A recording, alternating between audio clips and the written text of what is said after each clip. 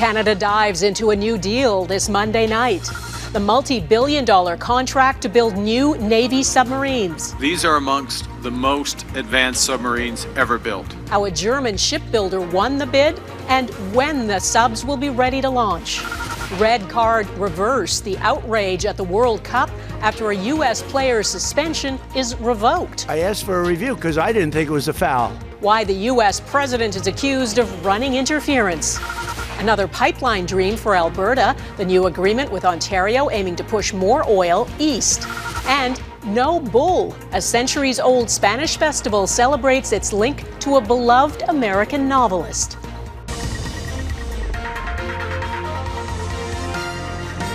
Global National with Donna Friesen. Good evening and thanks for joining us. Canada is turning to Europe to replace the Navy's aging fleet of submarines. A German company has been chosen to build up to 12 new submarines in a deal worth an estimated $100 billion.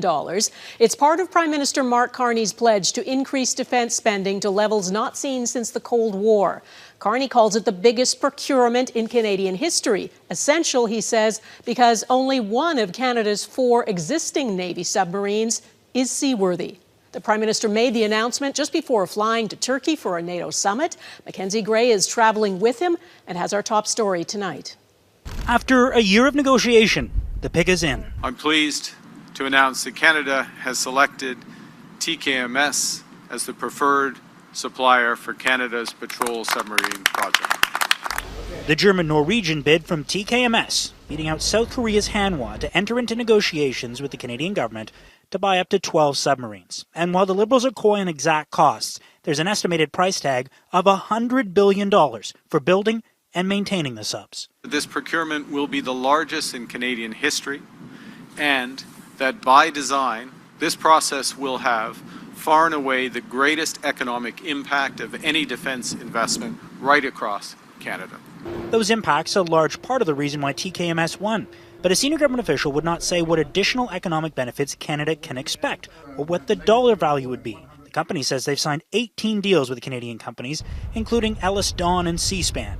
The German defence minister has said their deal would bring $86 billion in value to Canada over multiple decades. Carney defended the lack of transparency over the cost of the agreement. We won't release the final contract price until the commercial negotiations are completed. We can confirm that this means Canada will receive tens of billions of dollars in investment from TKMS. That investment is expected to include maintenance facilities on both the west and east coasts, but the vessels are not expected to be built in Canada. The first 4 subs will be delivered to Canada by 2034, according to a senior government official. But they also noted that Canada does not have a minimum amount of subs that need to be purchased. The 212 CD submarines operate similar to a hybrid car, running on diesel and lithium-ion batteries, allowing them to stay underwater for 40 days straight. But the first one has yet to come off their production line, despite TKMS having built numerous other subs used by other NATO countries. TKMS is the boat that provided the overall industrial benefit package that Canada was looking for because of the heavy industry investment. Spending billions on new subs helps address a long-standing U.S. complaint that Canada doesn't spend enough on defense, something Mark Carney's likely to bring up with Donald Trump, Donna, as the pair will both be at the NATO summit starting on Tuesday. Okay, Mackenzie Gray in Halifax, thank you. The shifting world order and the threat from Russia has intensified the pressure on all NATO countries to spend more on defense. Ukraine faced another fierce attack overnight from dozens of Russian missiles and hundreds of drones. At least 23 people were killed. Ukraine's president says its military is running out of missiles to intercept those Russian attacks. As Jackson Prosco reports, the U.S. president is the wild card in how much more support Ukraine gets. Russia's latest attacks exposed a brutal reality. Ukraine has virtually run out of the American-made Patriot interceptors needed to stop incoming ballistic missiles. More than 20 hit targets in Kyiv overnight. President Volodymyr Zelensky called on the U.S. and Europe for proactive help. The head of NATO agrees. NATO partners must continue to ensure Ukraine gets what it needs. And let me be clear, all allies need to pull their weight. The issue will dominate this week's NATO summit, just days after U.S. President Donald Trump spoke by phone with Zelensky and Russian President Vladimir Putin about finding peace. I think he does feel pressure. He wants to end it, and Ukraine wants to end it, and we're in talks, and we'll see if we can get it ended. Increasingly, Ukraine's defense has been overshadowed by the U.S. war in Iran, which drained stockpiles of Patriot missiles and led Trump to turn on NATO, accusing allies of disloyalty for refusing to join his fight. We'll come to their rescue, but they will never come to ours. Against that backdrop, NATO members are understandably nervous about the summit, fearing Trump will veer off course and turn on them instead of defending Ukraine. We're at a point of very low trust across the Atlantic, so there's a lot of scope for things going wrong. Hopefully that won't be the case. While Europe is expected to step up with billions more in aid, Ukraine says it needs strong decisions from the entire alliance about beefing up its air defenses, warning the longer that takes, the more its civilians will pay the price. Jackson Prosco, Global News, Washington. Ukraine's drone warfare is increasingly sophisticated. A Russian oil refinery in Siberia has been hit in what Ukraine describes as the deepest long-range strike since the start of Russia's full-scale invasion. The key Russian oil refinery, the main supplier of aviation fuel, is the largest in western Siberia and is more than 2,500 kilometers from the border with Ukraine. Well, it is called the beautiful game, but an ugly reality has hit the World Cup, and the U.S. president is right in the middle of it. After Donald Trump called the head of FIFA, the International Football Association, a player on the U.S. team had his red card reversed. Players are given red cards by the referee, and they're immediately sent off and can't play the next match. But Donald Trump decided he didn't like that rule. And I'm a person that loves sports and was a good athlete, and I understand sports really well, really well. And that wasn't a foul. I didn't know what the hell a red card was. When I found out, I said, you got to be kidding. A lot of fans and soccer organizations are now saying, you got to be kidding too. Trump's intervention undermines the rules. Eric Sorensen reports on the backlash. I don't think it was the correct call, I think. That's Folarin Balogun 3 days ago, disagreeing with his red card disqualification, but he accepted it. It's happened and it's something I have to accept and just move forward from. Except the U.S. president wasn't prepared to move on and placed a call to FIFA's president. Yeah, I did. I spoke to Gianni. Why? Because he didn't like the red card. That wasn't even an infraction. Yes, I asked for a review by FIFA. Belgium's manager was asked about it Sunday, saying, don't waste your time on that. He would only answer sporting questions. Yet while the Belgian team prepared for its match with the U.S., the Royal Belgian Football Association filed an appeal. FIFA's appeals committee ruled that request inadmissible. The RBFA has no standing to appeal. And in his own statement, FIFA's president added, FIFA's judicial bodies are independent. They operate autonomously. But UEFA, Europe's soccer body, called FIFA's decision incomprehensible and unjustifiable, suggesting if such rules around red cards are not followed, the integrity of the game is at stake and the credibility of a competition is undermined. I don't pretend to say football is corrupt, says this Belgian fan, but worldwide, seeing the reaction is striking. This U.S. fan disagreed with the original red card, but once you give a red, it's a red. So in England's match last night, a key player was given a red card. England's manager asking, where do you draw the line? Could England captain Harry Kane call the U.S. president?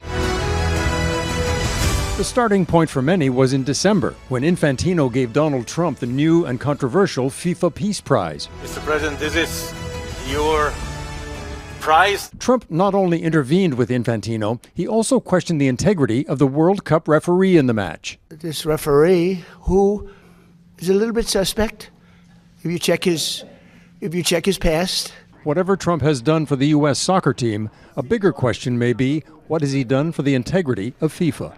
Eric Sorensen, Global News, Toronto. Two Conservative premiers have teamed up to push the idea of another new oil and gas pipeline. Ontario's Doug Ford headed west to join Alberta's Danielle Smith today. The pipeline, if built, would span over 3,000 kilometers and carry 500,000 barrels of oil a day from Alberta to Ontario. Heather Yourex-West looks at the proposal and what it will take to get shovels in the ground.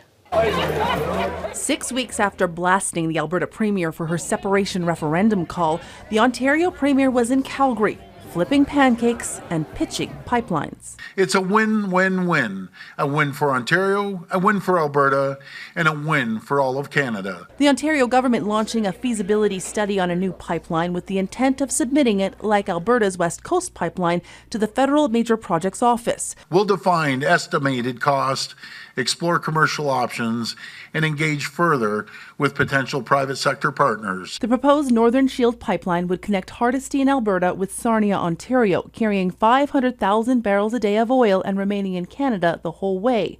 If built, it would be in direct competition with the Enbridge Main Line and Line 5, which already transports more than 3 million barrels of oil a day between Edmonton and Sarnia.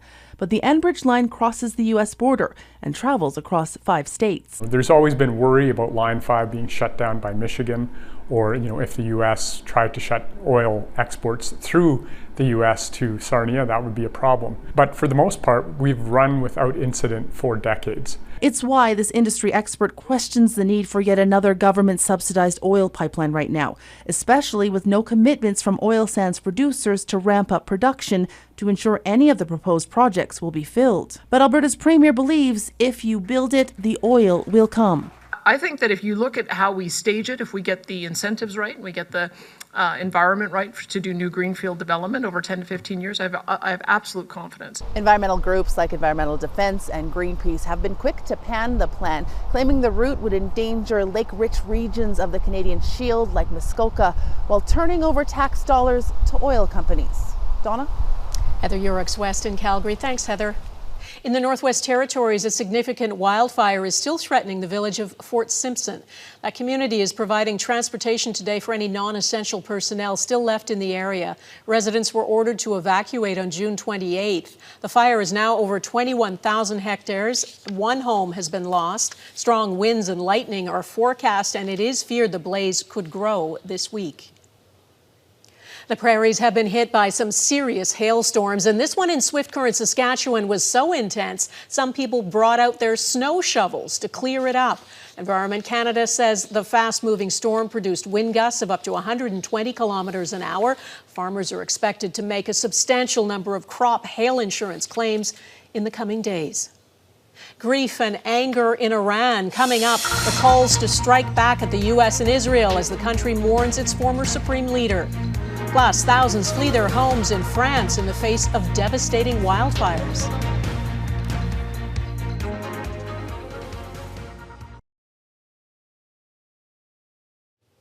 In Tehran, hundreds of thousands of people lined the streets for the funeral procession of Iran's former supreme leader, who was killed in U.S. and Israeli airstrikes. His son has been named his successor, and talks are still underway to secure a long-lasting peace deal. But as Vincent McAviney reports, mourners are calling for revenge.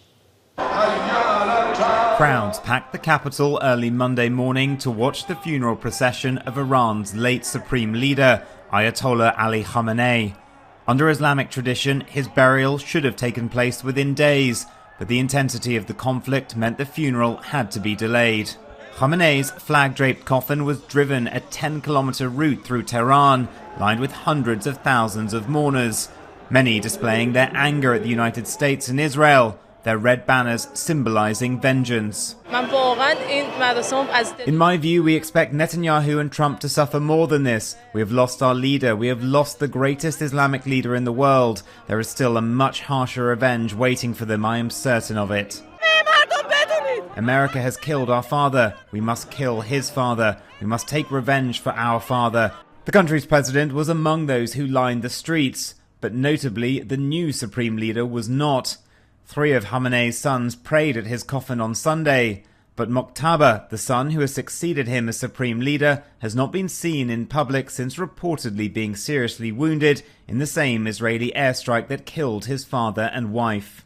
In Washington, US President Trump warned the Iranian regime he could resume the war. It won't be tough to finish the job.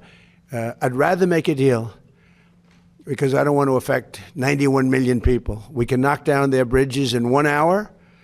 We can knock out their energy supply, all of those big plants that they built, big, beautiful, modern plants. They had a lot of money. They don't have any money now. June's preliminary agreement to end the war gave the United States and Iran 3 months to reach a final deal covering Iran's nuclear program, sanctions, and a permanent truce. Vincent McAviney, Global News, London. At least 2 people have died in severe flooding in southwestern China. A surge of muddy water inundated the city near the border with Vietnam after a reservoir wall collapsed. The heavy rain is from a typhoon that made landfall in the region on Friday. Flood alerts had gone out ahead of the storm and nearly 1,000 people had left the area. In southern France, wildfires have driven more than 10,000 people from their homes. More than 700 firefighters are trying to contain an out-of-control blaze that has scorched 5,000 hectares near the Spanish border. The region is especially dry after a heat wave in May and then a recent heat dome that shattered temperature records across Western Europe. The Tour de France bike race is close by. Fans have been asked not to attend parts of the third stage of the Tour, which is within 60 kilometers of some of the worst fires, though the route for cyclists is not expected to change. Rogers becomes the sole owner of Maple Leaf Sports and Entertainment. Ahead, what it might mean for fans of the many teams it owns.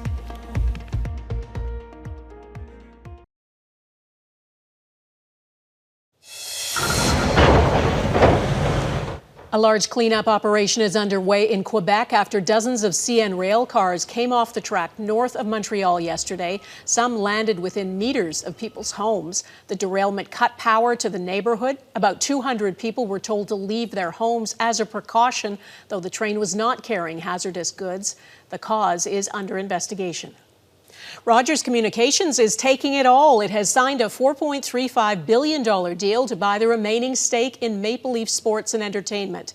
The arrangement makes Rogers the sole owner of MLSE, the company behind some of Canada's biggest sports franchises, including the Toronto Maple Leafs, the Raptors, Toronto FC, and the Toronto Argonauts. Sean O'Shea explains the takeover and what it could mean for fans. They're paying $4.35 billion to own it all. Rogers Communications buying the remaining 25% of Maple Leaf Sports and Entertainment. The shares owned by Larry Tannenbaum, a figure who's owned a piece of the Toronto Maple Leafs and Toronto Raptors since the mid-90s. The company's CEO called the move a defining moment for Rogers, saying full ownership of MLSE brings together Canada's premier communications company with Canada's premier sports entertainment organization. Now there's one singular chef in the kitchen to cook. I think that's great for them. Rogers will be able to call the shots not just for the Toronto Blue Jays, but Raptors and Maple Leafs, and reap all the revenue from those teams, deciding on its own what to charge fans. I don't see ticket prices just going up just because you've got a monopolistic owner. But prices could rise depending on future plans. If there's more renovations that need to happen to places like Scotiabank Arena, then you could see ticket prices for the Raptors and Leafs start to increase as well. Hearing the news, some sports fans are skeptical. I don't like the fact that Rogers is coming in and taking over, no. When it's a big corporation, with a lot of different interests, it worries me. Concerns Rogers will put profit ahead of winning. In a statement, the company's executive chairman, Edward Rogers, said winning is everything for fans, and we're committed to investing and bringing championships to Canada as a proud owner and long-term steward of these beloved teams. It would be silly of anyone to think that Rogers would spend billions of dollars to not want to invest in winning championships, because again, championships make money. When it comes to winning championships, fans likely care less about ownership than outcome. And for the most profitable team that Rogers will own outright, the Toronto Maple Leafs, that team hasn't won a Stanley Cup in going on 60 years. Sean O'Shea, Global News, Toronto. Ernest Hemingway puts Pamplona's running of the bulls on the international map. Next, how the Spanish festival is still tied to the writer a century later.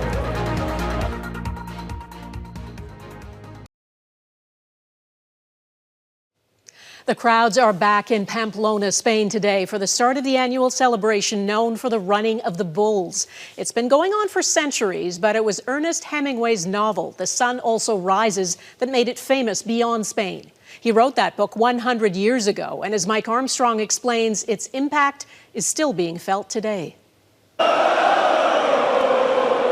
It's not a party for the faint of heart. San Fermin kicked off Monday in Pamplona's main square. Ceremonial rocket marks the start of a 9-day festival that dates back nearly 800 years.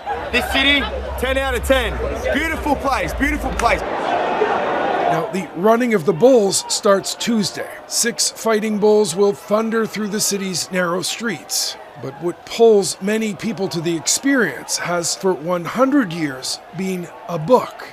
The Sun Also Rises was released in 1926. Written by Ernest Hemingway, it's a story about embracing life and danger. Well, it helped turn a local Spanish festival into an international draw.